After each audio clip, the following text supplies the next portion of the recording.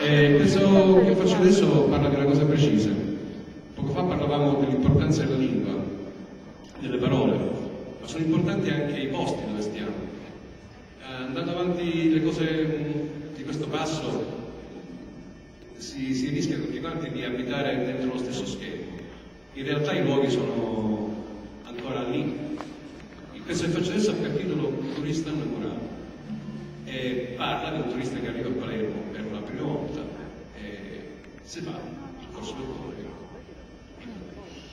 Un turista innamorato. Questa è la storia di un turista che si innamora di Palermo a prima vista. Venne stanco e si voleva riposare, qualche più stanco, troppo camminare. Scendendo un vino, Cassaro passa l'arco di Portanova, tagliava con la buona, e tutto un semmo non so ciova. La matrice, Maria, che cosa fa?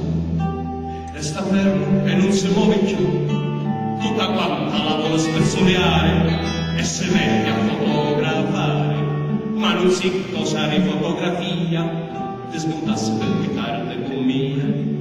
Meno male con già vicino smontare, meno male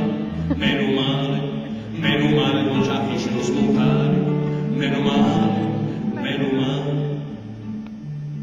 E scendeva in ubriaco e lo tagliavano tutti quanti, finisce l'imbriacare se quando arriva alle quattro cante.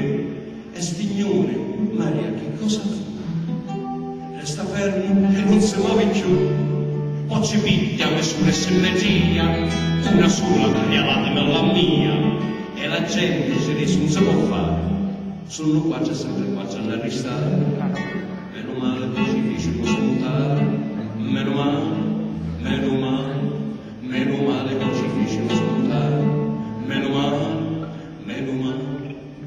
Questa è la storia di un turista che si innamora di Palermo a prima vista. Venne stanco e si voleva riposare, perché più stanco non troppo camminare. Ferriando come una fumula piglia e passa portata felice, spuntò Montepellino e che impressione sa che ci fece. Sta montagna, Maria, che cosa fa?